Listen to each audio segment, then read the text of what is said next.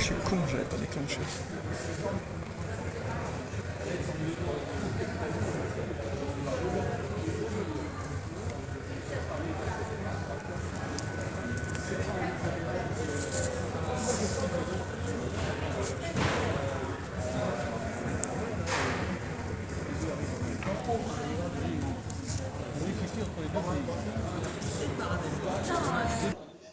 Et donc nous sommes en compagnie de Philippe Lugui à la foire aux BD de Clamecy De Clamecy. en 2025. Donc si vous voulez le faire en même temps ou pas, Oui, on dédicacer, peut, Silvio. oui, un petit Silvio, oui. Donc pour Dominique avec Ika à la fin Ok. et Sandra aussi. Dominique et Sandra. Sandra que vous avez croisé aussi, qui vous apprécie beaucoup et donc c'est pour ça que je vais C'est très faire gentil. Et alors oui, donc on va parler un petit peu de votre carrière et on va essayer de parler aussi des choses un peu moins connues, les parties Sombre. non, mais les un peu moins connues de votre parcours, comme par exemple les globules que vous avez fait avec Jacques Lelièvre chez Mon Journal. Comment vous êtes arrivé chez Mon Journal avec Jacques Lelièvre? Alors moi, je suis arrivé chez Mon Journal simplement en proposant mes dessins parce que je savais qu'il recherchait des dessinateurs pour faire des illustrations, pour faire des jeux, etc. Jacques Lelièvre y a travaillé avant ou après, je sais plus. Mm-hmm. C'est la période où on démarrait tous et c'était une grande période où on prenait des jeunes auteurs qui n'étaient pas encore arrivés, mais ça permettait de faire ses armes. Ouais. Jean-Claude Poirier, notamment, fait des illustrations à peu près à cette époque-là. Je me souviens plus des noms d'Imberton, oui, etc. Aussi. Enfin, voilà. On était toute une clique de jeunes auteurs en devenir. Et donc, c'est la période... Alors, les globules, vous me ramenez à quelque chose que j'avais complètement oublié, parce que je n'en ai même pas un exemplaire chez moi de publié. Donc, d'accord. Voilà. Si ça vous intéresse que je vous envoie les scans, y a pas de volontiers, volontiers. Et ben, on va faire ça. Volontiers, parce que ça pourra figurer dans un... Et alors, on avait donc, pour revenir à ce que je disais, on avait à l'époque tout un tas de projets. Et ces projets aboutissaient ou n'aboutissaient pas. Voilà, tout simplement. Et évidemment, quand on est jeune, on cherche, on fouine, on va dans telle direction, on va dans telle autre direction. J'ai fait un petit peu science-fiction, j'ai fait, enfin, voilà, on se cherche. On se cherche. Et par la suite, vous avez aussi travaillé un peu pour le journal des Pieds Nickelés, le journal de Bibi Fricotin, oui. Avec une série assez éphémère, Chevalier Cyril. Ça vous oui, oui. Ça vous dit quelque chose? Tout à fait, qui était peu ou prou déjà ce que deviendra Percevant. Oui, c'est bien ce qui m'a semblé aussi, qu'il y avait voilà. On va dire une filiation. Il y a une filiation, bien sûr, parce que j'ai laissé tomber Chevalier Cyril pour faire Silvio dans Pif. D'accord. Donc voilà. Silvio, comme vous m'avez dit tout à l'heure, dont la première histoire est parue dans Fripounet. Voilà, il y a eu une histoire dans Fripounet. Donc sous le scénario de Nadeau. Et le scénariste était Jean-Marie Nadeau, qui hélas est décédé il y a déjà assez longtemps d'ailleurs. Ouais. Et voilà. Et donc lui, il n'a pas voulu continuer. Il n'avait pas envie de continuer, donc. Le personnage lui plaisait pas? Si, lui plaisait, mais bon. Voilà, d'accord. Faut pas chercher. Ouais, parce qu'en plus Nadeau aussi bossait pour Pif. Comment? Nadeau a aussi travaillé chez Pif. Hein. Il me semble, oui. Ouais. Et avant Silvio, vous avez fait avec votre compère Gilbert Lyons, qui prononce le S, vous avez fait aussi Léopold le hamster dans Alors, Léopold le hamster, comme tous les personnages, c'est moi qui les crée. Ouais. Et puis, de temps en temps, j'aime bien y adjoindre des scénaristes. Et comme Gilbert était attiré par le scénario, donc je lui ai demandé de m'écrire quelques gags de Léopold le hamster et ça paraissait dans la revue Amicop. Alors, et comment vous êtes entré dans Amicop, justement? Ah ben, comme Pareil, en proposant vos dessins et... voilà, dans tous les journaux. Vous savez, c'est à l'époque, quand vous travailliez dans un journal, les autres vous regardaient, vous passez des coups de fil, ou les copains vous disaient tiens, ils veulent un dessinateur. Enfin bon, D'accord. c'était le Alors, par contre, Léopold n'a duré qu'un an dans Amicop. Écoutez, c'est possible, oui. Il y a eu 8, 10, 12 pages publiées. Je crois Ouais, qu'il y a eu c'est une ça. grande histoire ou une petite, je ne sais plus. Et donc, mais c'était un journal qui était bien, hein. Ah oui, oui, ben moi je suis un des rares collectionneurs d'Amicop d'ailleurs. Oui, les coopératives scolaires. C'est ça. Et donc, du coup, il y avait une branche de ce journal, même en Suisse. Ah oui, ça je ne savais pas. Ben oui, c'était les coopératives scolaires, donc ça circulait partout, enfin. Oui, alors par contre, comme c'était que dans les coopératives scolaires, pour retrouver l'Amicop, c'est la croix et la bannière. C'est évident. Parce que justement, ça circule. Mais c'est la période, vous voyez, c'est la période où il y avait tout un tas de magazines pour la jeunesse, pour les gosses. Exactement. C'était à profusion. Mm. Et donc, pour se faire publier, c'était relativement facile. Mm.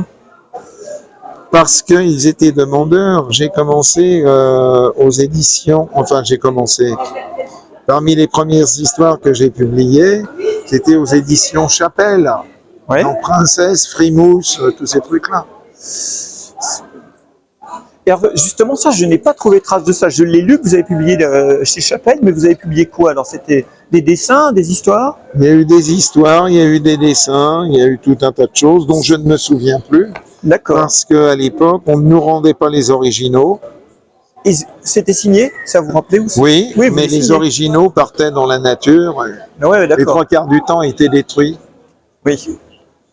À l'époque, on n'avait aucun sens du fait que ça avait une certaine valeur, ne serait-ce qu'artistique, quoi. Ben oui, c'était de. Vous savez, je fréquentais à l'époque pas mal de dessinateurs. C'était comment le journal il y avait France Dimanche, France Soir, Ici Paris. Il y avait c'est peut-être bien dans Ici Paris que il y avait plein de dessinateurs humoristiques, je me souviens plus. Alors là, je sais pas. Je me souviens. Paris, j'ai pas lu. Chez Don Mais- François, il y avait beaucoup de BD. Ah oui, alors vous aviez Paul Gillon et tout, qui travaillait oui. dans France Soir, et tout, bien sûr. Jean H, Jean H, ouais, j'allais dire, avec la sirène. avec Arabelle. Arabelle la sirène, c'est Ouais. ça. Il y avait même de la science-fiction aussi. Et bah, les pionniers de l'espérance Ouais. de Paul Gillon, 13 rue de l'Espoir, etc., etc. Eh bien, Et donc même la presse, la grande presse, Ouais. publiait de la bande dessinée. Exactement. Mais les journaux, la bande dessinée a démarré dans la presse parce que ça faisait vendre la presse. Et la presse aujourd'hui a totalement oublié que la BD fait vendre la presse. Et c'est un peu dommage, je trouve. Ben, il y a eu une période comme ça, mais bon, vous savez, quand ça passait dans France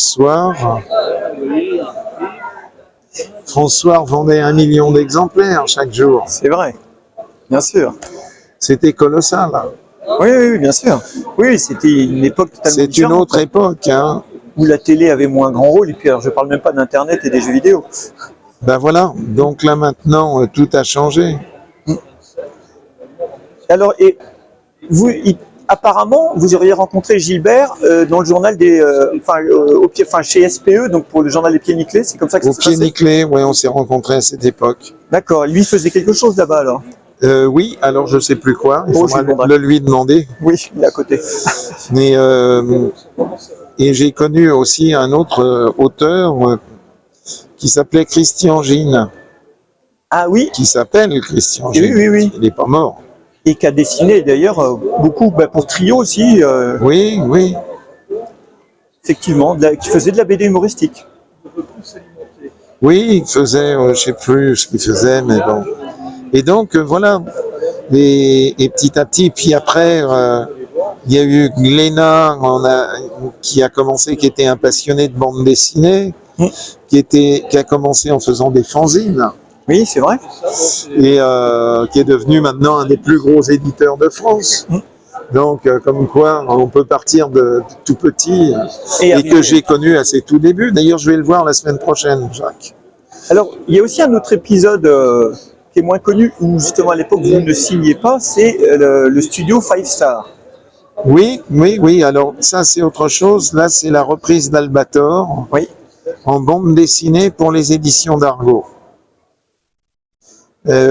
Parce qu'il se trouve qu'à l'époque, il y a eu le phénomène Goldorak. Oui. Et Michel Gregg, qui était directeur de collection chez Dargaud à l'époque, a refusé Goldorak, on lui a proposé, et le père Dargaud il a grincé des dents. A un petit peu grincé des dents. Donc, il l'a chargé de lui trouver quelque chose d'équivalent. Et ils ont créé un journal spécialement pour publier Albator. Et ils ont fait 8 albums, je crois. Et on a réalisé les 8 albums en un an. Comment on travaille en studio? Vraiment, c'était pas un studio tel que peuvent s'imaginer les gens. C'était complètement toute liberté. Voilà. Mais en fait, quand vous faisiez un épisode, c'est vous qui faisiez entièrement? Non. Non, c'est vous travailliez ensemble, vraiment? Oui. Il y en a qui ancraient.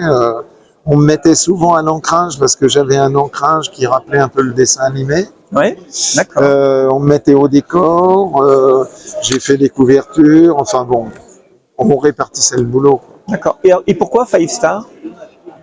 Non. Parce que c'est complètement... C'est une invention de Moliterni. J'ai trouvé que c'était complètement idiot, mais parce qu'il devait trouver que ça faisait américain ou je ne sais Ah oui, quoi. d'accord. Le Five Star Studio. Donc c'est Moliterni qui avait trouvé le nom. Ouais. Ok. Ouais, mais c'est rigolo. C'est rigolo, ouais. Mais c'est une époque où on se posait pas trop de questions. On travaillait, puis il y avait vraiment du travail dans la publicité, du travail. J'ai travaillé à la télé, j'ai travaillé partout. Oui, j'ai vu ça aussi. Vous avez Donc, ça n'a rien à voir. À l'heure actuelle, il n'y a plus rien. Les jeunes auteurs doivent réaliser un album dès le début. C'est vraiment épouvantable. C'est vrai que c'est plus compliqué. Ils n'ont pas de prix de page. Nous, on avait quand même des prix de page. Après, on avait nos droits d'auteur. À ce qu'on appelait un prix de page. Ce qui n'était pas un prix de page, c'était un droit de reproduction de nos dessins. Et les éditeurs très malins avaient appelé ça prix de page. Et ça a été très futé de ce côté-là. Mais donc, on avait ce droit de reproduction qui nous permettait de vivre. Bien sûr. Voilà. Puis après, les albums... Et après, les albums, on touchait de l'argent dès le premier album vendu, les droits d'auteur. Oui, ça, ce qui est très bien aussi. Ce qui était bien, parce que ça permettait de compléter et on arrivait à avoir des revenus qui étaient des revenus décents. Alors qu'à l'heure actuelle, les auteurs, les jeunes auteurs n'ont pas de revenus décents. Ce sont souvent les parents qui les nourrissent. Ou alors, ils ont un métier à côté. Ou ils ont un métier à côté. Voilà. Donc après, vous avez fait Silvio, et donc il paraissait dans Pif Gadget, et puis après, on va dire, l'énorme boom. Silvio a déjà été un gros succès. Oui. Et après, vous avez fait Percevant dans Gomme, c'est ça? Oui, c'est ça. Et alors là, ça a explosé, on va dire. Percevant a bien marché parce que, et marche toujours. Là, je vais sortir le 18e bouquin avec une édition collector pour le festival de Saint-Malo. Oui. Voilà. Donc, elle est en préparation, là. Et parce que c'est la première série d'Heroic Fantasy, ce qu'on appelle l'Heroic Fantasy humoristique. Oui. Et donc, c'est tombé au bon moment. Voilà. Vous savez, il n'y a pas de recette, hein. Non, mais voilà, ça nous tombe dessus parce que ça aurait pu tomber sur une autre série, c'est tombé sur Percevant, mais voilà, c'était au bon moment, au bon endroit, au bon moment. Le bon endroit au bon moment. Après, il faut quand même avoir le talent qui fait que il y a la qualité. C'est autre chose, bien sûr, mais c'est le bon moment au bon moment. Et bien, voilà. Et la suite, donc toujours la suite de Percevant, ou il y aura encore d'autres? J'ai vu qu'il y avait du Guildwin aussi. Alors, Guildwin, je vais faire le deuxième album parce que là, j'ai changé encore d'éditeur. Oui. Parce que, voilà, la vie des auteurs, c'est ça. Et, et j'ai proposé Guildwin parce qu'il y a un deuxième tome. Et puis, j'ai aussi une histoire, La Mare-aux-Nymphes, avec Cordéran, qui sortira chez Nargo. Ça fait des années que c'est en préparation. D'accord. Voilà. Et puis, Percevant, bien sûr. Et la suite de Percevant va continuer. Mais oui, puisqu'il y a le 18e album. Oui, non, mais je veux dire, même après, c'est pas Ah prévu oui, que ça oui, s'arrête. oui, non. Ah, mais très bien. On n'a pas l'intention d'arrêter tant que ça marche, tant que ça fonctionne. Oui, mais des fois, on peut se lasser. Ah oui, non, bah, je me serais lassé depuis. Si j'avais dû me lasser, ça fait longtemps que je me serais lassé. Eh bien, merci beaucoup, Bien, Philippe. je vous en prie, merci. Et puis, très bon salon. Et bien, vous de même. Merci. Au Et revoir. puis alors donc, les prénoms, c'était Dominique Dominique avec un K. IK à la